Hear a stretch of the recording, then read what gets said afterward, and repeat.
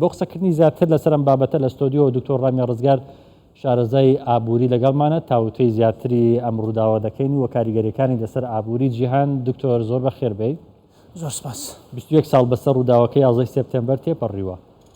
ئەو کاریگەریانەی کە تاکو ئێستاش بەسەر ئابووری ئەمریکا و جیهانەوە ماوە چییە؟ زۆر سپاس. بە هیوای ئاشتی و سەقامەری ئابووری بۆ جیهان.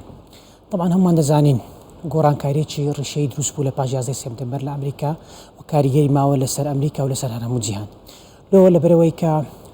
قەیران کە دروست دەبی دەتوانرێت لە ماوەی کووردا چارەسەر بکرێ، ئاساواری نامینی بۆ مستەقبل. بەڵام کۆمەڵە قەیرانەکەیە کە تووشی وڵاتێک دەبی، بە تایبەت وڵاتێکی هێزووکی ئەمریکا کە خاوەنی دۆلارەوە هەمومان ڕبطمان هەیە بە اقتصاد هەمومان لە جیرفانی خۆمان بە لە هەموو جیهان بە دۆلارەوە کاریگەری دەمێنێتەوە لەسەر مستەقبل. لۆ چونکە کۆمەڵک ڕێکار جیرانە بەر لە کزی و بوونی بۆشایی ئەمنی لە ئەمریکا ئەو خەرجیانە کە زۆر گەورە و قەباریان گەورەتر بوو لە پێشەخۆی مانەوە تاکو ئێستا کە ڕۆژ بە ڕۆژ ساڵ بە ساڵ زیاتر دەبن. کۆمەڵک ڕێکار بوون کە ئەمریکا گرتنیە بەر کە ئەو وەزعی اقتصادی کە دروست کرد کە ئێستا ئێمە دەیبینین هەمووی لە بەرتەقای 120 و 130 و 140 لە سەدای لە پێش خەرجەکانی خۆیتی وەکو ئەوەیە کە ئاسایشی نیشتیمانی دروست کرد کە بۆ هاوکاری و هەماهەنگی نێوان دەستگا ئەمنیەکان لە ئەمریکا کە پارەیەکی زۆر بە ڕەزامەندی کۆنگرێس لە بۆی خەرجکرا. دوایی مەسەلەن یاسای نیشتیمانی پاراستنی نیشتیمانی ئەمریکای پەسەند کرد کە بۆ هۆیەوەی کە بە ملیارەها دۆلار سەخەرجکەن لە پێناو قیودانان لەسەر مەسەلەن تاکە کەس پەیوەندی تاکە کەسەکان پەیوەندیە ڕێکخراوەکان پەیوەندی نێوان وڵاتان کە تا ئێستاش بە ملیارەها دۆلار بە ڕەزامەندی کۆنگرێسدا لێ خەرج دەکرێت. ئەموانە هۆکارن کە تا ئێستاش ئاسەوارەکانی دەبینین. بەڵێ دکتۆر دۆناڵد ترەمپ و سەرۆک کۆماری برن ئەمریکا ڕابردووە ئەوانی ئێستاش باز لەوە دەکەن کە ئەمریکا ساڵانە بودجەیەکی زۆر تەرخان دەکات بۆ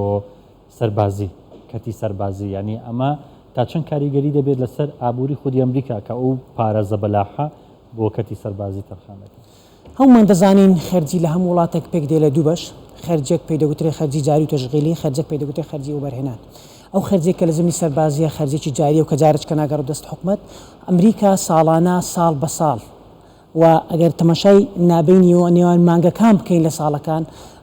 ڕێژەکەی زۆر بەرز دەبرێتەوە. تەماشا بکەین ئەگەر لە ساڵی 2021 لە بۆ ساڵی 2022 نزیک 50 ملیار دۆلار زیاتر بووە. پێم وایە لە 753 خۆ دەبینێتەوە لە میزانی 2022 بەستنیا لە وڵانی سەربازی بێزگە لە بڕەزامەندی کۆنگرێز لە بۆ بەرزکردنەوەی بودجەی ساڵانەی CIA و FBI. هەموو ئەوانە کاریگەریان هەیە لەسەر اقتصاد لە ئەمریکا. لە ساڵ 1940 تا ساڵی 2022 بەرزکردنەوەی ئاستی ڕێژەی قەرزی ئەمریکا پێویستی بە ڕەزامەندی هەیە لە بەرزکردنەوەی ئاست. تقریباً 54 جار لە سەردەمی جمهوریەکان و 40 جار لە سەردەمی دیموکراتەکان ڕەزامەندی بەرزکردنەوەی قەرز هەبووە. لەوەی کە ئێستا دەبین ئاخیر داتا لە نوێترین داتای بانقی نەختێکی نێودەوڵەتی ڕێکخراوی نەختینێکی نێودەوڵەتی بریتیە لە 31 تریلیۆن و نیو دۆلار قەرزی ئەمریکا. چۆنی ئەمریکا مقابلی 2 سینە کە سین 15.5 پێم وایە ئێستا ئاخیر داتا. ئەو قەرزانە ئەمریکا سەنەداتی هەیە و ئەمریکا تقریبا ئێستا سعودیا بە تایبەت ئیمارات ئەوانە مەسەلەن کە نەوت دەدەن بەرامبەر بە کڕینی کۆمەڵی بۆ بەرهێنەرێکی زۆری سەنەداتی ئەمریکیە و ینی چۆنە بڵێن لۆ پاراستنی هاوسەنگی لە پاش ئەوەی کە تەبعاً لە بریتن وودس لە شاری بریتن وودس کە کۆمەڵی بریتن وودزیش پێ دەڵێن لە ساڵ 1944 بە هاوبەشی 44 وڵاتیدا بەشدار بوون بۆ ئەوەی کە ئەستیقلالیەتی نرخی دراودا بنێن ئەو بکە اتفاقیان کرد بەرامبەر بە نرخی دۆلار پارەکان جێگیر بکەن. ڕەزامەندی 1 لە سەدای هەیە لەوەی کە نرخی عملەی ناوخۆی بەرامبەر بە دۆلار گۆڕانکاری تا بکرێت. بەڵام بینیمان لە سەدەمی نێڵسۆن لە ساڵی 71 کە 76 دەرچوو لەو ئیتیفاقە بۆ هۆی ئەوەی کە سەرۆکی مەدرسەی نەختینەکی یان قوتابخانەی نێودەوڵەتی نەختینەکی فریدمان بڕیاریدا ئەوەیە کە ئەمریکا لەو قیودە دەرچوو بۆ هۆی کە نرخی دۆلار بە عەرز و تەڵەب حیسابە لە عەرز و تەڵەب بەو شێوەی کە بەو شێوە هاوسەنگی دروست دەبی کاتێک کە ئەتوو بازرگانی نێوەخۆیدا نرخی کەم دەبیان تووشی داشکانەوە دەبێت لە بەرامبەریدا نرخی دۆلاری درای بیانی نرخی بەرز دەبێتەوە کە هەمومان دەزانین ڕبتمان لەگەڵ دۆلار هەیە بەو شێوەش کە نرخی منافەسەی ناوەخۆی لە بەرهەمی خۆماڵی دروست دەبێت و دەبێتەوە ئیستیقراری اقتصادی بەو شێوە ئەوە بەشێک لە لاسەنجی لە دۆ پەرزدانەوەی قەرزەکانی ئەمریکا وەکو بەرزکردنەوەی نرخی فایدە و سوو لەبارەی دوای ڕووداوی 11 سپتامبەر لە 2010 بێگومان ئابووری قەیرانی ئابووری سەری هەڵدا لە ئەمریکا و لە تەواوی جیهان یعنی ئەم ڕووداوێک لە دوایەکانی کە تاکو ئێستاش تێدا ئەمریکا و جیهان ینی تا چەند پەیوەندیان بەم ڕووداوەوە هەبووە ئەزانی وەکو ئەگەر تماشاکی عەملەکی ژمێریاری بکەین قەیرانەکان ڕۆژ بە ڕۆژ نرخی چارەسەرکردنی قەیرانەکان زۆر زیاتر دەبی تماشا بکەین نرخی قەیرانی ساڵی 2010 لەگەڵ نرخی قەیرانی ساڵی 90 و نهایەتی 90 و 20 لە بۆ 21 کە ڤایرۆسی کۆڕۆنا بوو تقریبا 3 تریلیۆن دلار خەرجی چارەسەرکردنی ئەو قەیرانەیە کە ئێستاش ئاساوارەکەی مایە 5,000 زیاتر لە چارەسەرکردنی قەیرانی ئابووری ساڵی 2010 کە دەبینەوە قەیرانێکی سەحیە ئەوە لە ساڵ 2000 قەیرانێکی حەقیقی اقتصادی بوو لێرە هەموو قەیرانەکە تووشی وڵات دەبی پێویستی بە چارەسەرکردن و چارەسەرکردن نرخی پێویستە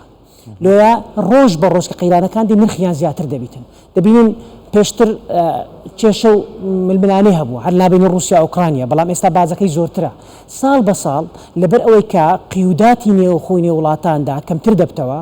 پاش ئەوەی کە کۆمەڵی بریکسماندی کە بریک بۆ بریکس بە رووسیا و سین و بەرازیل و جنوب ئەفریقیا و هند کە ئێستا دەبینین سعودیا و ئیمارات و پێم وانی ئیمارات بەس پێمان مصر بەنیازن بچنەوە کۆمەڵەیە ئەو کۆمەڵەیە خۆی دەردێنی لە کۆمەڵە قیود تا ئەوەی کە ئیتفاقاتی دەولی تەوحیدی دەولی لەو چارەسەرکردنی قەیرانەکان لێکترتر دەبن چارەسەرکردنی قەیرانەکان نرخیان گەورەتر دەبێت و زیاتریان پێویستە ئەو گۆڕانکاریانە چی بوون کە ئەمریکا کردی لە سیاسەتی ئابووری خۆی و جیهانیش دوای ڕووداوەکە خۆی گۆڕانکاری لە اقتصادی ئەمریکا یعنی گۆڕانکاری لە اقتصادی دنیا لەبەرەوەی کە سەحیبی دۆلارە لە 11 سپتامبەر مەسەلەن کۆمەڵە قیودی دانا لەو تەحویلکردنی پارە پێشتر زۆر بە ئاسان پارە تەحویل دەکرات دوای ئەوە کۆمەڵە قیوداندرا زۆر زەحمەتتر زۆر گرانتر هەمانە نرخیان لە بەرامبەر دادرایە بلۆکردنی پارەی کۆمەڵک لە وڵاتان کۆمەڵک لە منەزەمات کۆمەڵک لە ڕێکخراوەکان پێویستی پارەیەکی زەبەلاح لە بۆ لایانی ئەمنی و ینی حساسبوونی ئەمریکا لە ئێستثمار لەگەر کۆمەڵک لە لایەن و کۆمەڵک لە وڵاتان هەمووانە گۆڕانکاری بوون لە پاش 11 سپتامبەر جگە لەوەی کە هەموو ئەو گۆڕانکاریانە کە لە اقتصادی ئەمریکا دروست بوو بریتی بوو لە زیادبوونی ڕێژەی قەبارەکی پارە هەڵاوسانی ڕۆژ بە ڕۆژی زیاتر بەرزکردنەوەی نرخی فائیدە زیاتر و زیادکردنی قەبارەی دۆلار لە بازار و زیادکردنی کێشەکان بە تایبەت مەسەلەن لەگەڵ ئەو وڵاتانی کە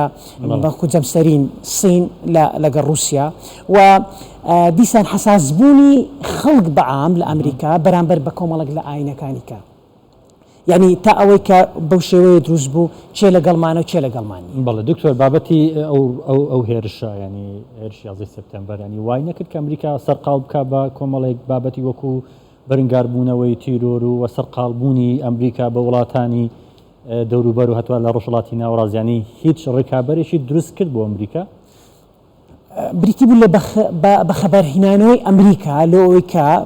تۆ زۆر زلهێزی گەورەی پێویستت بەوەیە کە باجێک بدەی بریتە لە دانانی پارەی قەبارەیەکی گەورە لە ئەوەی کە ئەمنیەتی وڵات ئەمنی قەومی خۆت بپارێزی تا ئەوەیە کە مەسەلەن ئەم دیتمان ئەمریکا چوو ئەفغانستان دیتمان ئەمریکا هاتە عێراق جگە لە دەستدانی بە هەزاران سەرباز لە دەستدانی هەزاران خەڵکی خۆبەخش و ڕێکخراوەکان و ئەوەی کە لە نەزەماتی سەحی و نەزەماتی کۆمەڵاتی وانە داعیشی دەکرد مانەوەی هێز و مەساریف تا ئێستاش لەسەر ئەمریکا لە کۆمەڵک جێ گەورەکردنی قونسڵیات و سەفاراتی ئەمریکا لە وڵاتانە لەوەی کە خۆی لێرشەکاندا بپارێزی هەمووانە خەرجین لەسەر ئەمریکا هەمووانە قەبارەی خەرجەکان ئەمریکا ڕۆژ بە ڕۆژ زیاتر دەکا بەڵێ زۆر سوپاس دکتۆر ڕامیا ڕزگار شارەزای ئابووری سوپاس کە لەم بابەتە لەگەڵ زۆر سوپاس کاتێکی خۆش